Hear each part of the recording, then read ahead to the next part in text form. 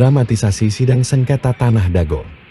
Siapapun yang menang, warga tetap jadi korban.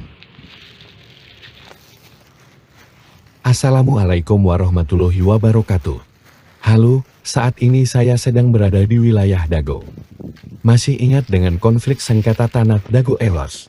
Ternyata, konflik sengketa tanah Dago Elos merupakan dramatisasi yang sengaja dilakukan oleh beberapa oknum warga yang ternyata sejak awal sengaja dibuat sebuah skenario untuk saling menggugat.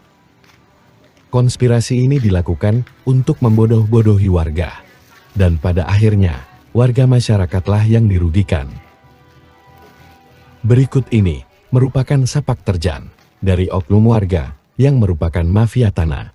Diceritakan oleh seorang tokoh masyarakat, yaitu Muhammad Diyaman, yang sebelumnya pernah menjabat sebagai Ketua RT 07 RW 01 Cirapuhan Dago. Bismillahirrahmanirrahim.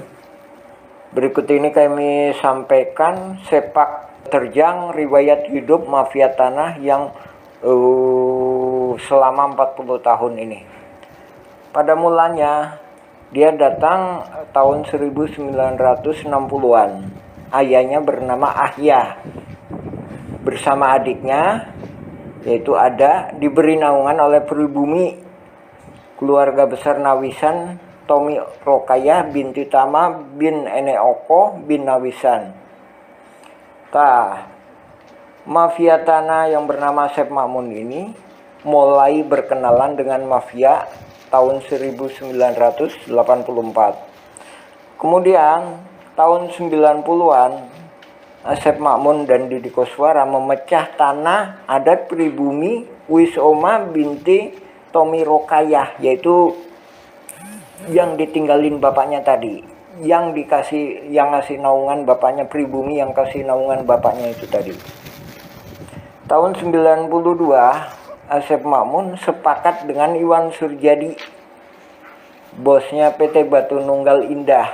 Nah, ini pernah nyuap kita, memberikan hadiah ke Didi Koswara dan Ismail Tanjung, Ketua RW 02 Dago, berupa nama di sertifikat. Ini merupakan lahan Pak Bagio yang lahir tahun 1900, yang dipinjam Pak Karto, Pak Selamat untuk Masjid Al-Hikmah. Kemudian tahun 1999 Asep Makmun CS mengintimidasi penggarap pribumi dan mengkhianati kesepakatan dengan pribumi. Jadi dia mau ngejual garapan-garapan pribumi. Tahun 2002 Asep Makmun CS membuat PBB atas nama Didi Koswara seluas 15.000 meter. Keluarga Asep Makmun CS mulai menguasai lapangan fasilitas umum dan sebagian udah diperalihkan ke kaki tangannya. Karena ditentang oleh tokoh masyarakat, tahun 2008-2009 bikin masalah lagi ini. Dibantu Apu Sukendar melakukan chaos di lapangan atas dengan cara membuang galian tanah proyek pembangunan Hotel Wirton Dago depan pom bensin. Nah, dengan menyewa truk TNI, berusaha memprovokasi warga dengan TNI ini tuh. Tahun 2008 sampai 2014, nah ini Asep Makmun ini aktif bersama kaki tangannya pihak-pihak luar. Nah, ini yang kemudian ntar akan menuntut ini. Ini kaki tangannya pihak-pihak luar mempelajari tanah Igendom 3740, 3741, 3742, dan 6467. Asep Makmun yang ngejelasin semuanya itu, sebagaimana juga yang di sidang. Jadi penuntutnya malah nggak tahu apa-apa. Asep Makmun jadi ketua RW 2. Terus Apu Sukendar jadi ketua RW 1. Sementara dia itu diangkat oleh lurah. Padahal ada pemilihan ketua RW 01. Nah, dari sini itulah menjadi masalah. PBB atas nama Deddy Koswara seluas 15.000 dioperalihkan ke Asep Makmun. Nah, menurut keterangan petugas PBB, ini ada di tangan Deddy Muhammad Saad. Menurut petugas kantor PBB, Muller menuntut warga Dagolos RW 2 dan 3 orang warga RW 1. Nah, ini warga RW 1 Deddy Koswara, saudara iparnya Asep Makmun, Apus Sokendar Alosana. Nah, ini temennya Asep Makmun, temen yang biasa nyari tanah-tanah yang gak jelas ini. Warga Dagolos diwakili Asep Makmun. Pembelaan Asep Makmun nggak ada padanya, yaitu tadi dioperkan ke Deddy M. Saad. Jadi warga Dagolos menang, yang menang warga Dagolos dan pihak lainnya. Kalau Muller menang, yang menang ya pihak lain warga. Nah, kita juga dirugikan, baik menang atau kalah, baik mereka tempur atau damai, kita dirugikan.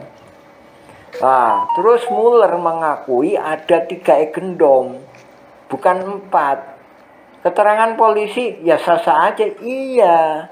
Tapi yang masalahnya keempat itu 6467 itu identitas.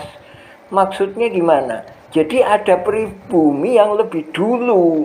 Salah satu tandanya itu di 6467 ada makamnya. Nah, terus ada wacana mau damai. Nah, damai itu kita itu warga-warga ini ada yang nggak pegang secuil kertas pun surat tanah. Kenapa? Karena diintimidasi.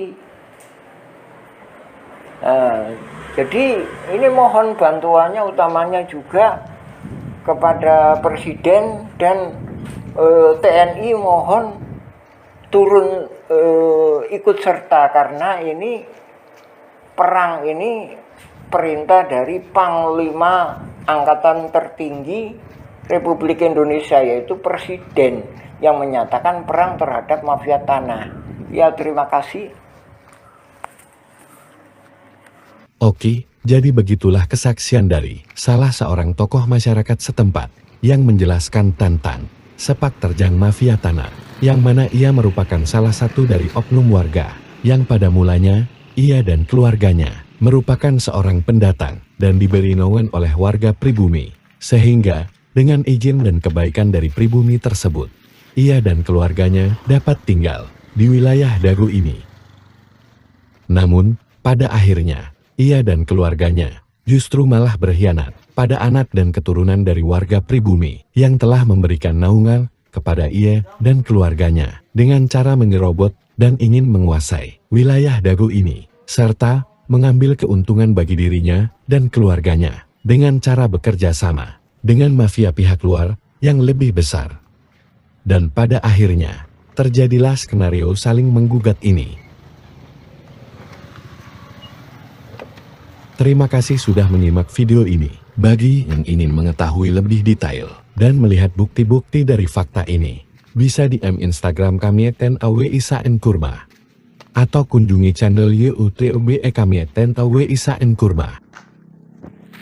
Sebarkan berita ini agar viral dan masyarakat tahu fakta sebenarnya. Terima kasih. Wassalamualaikum warahmatullahi wabarakatuh.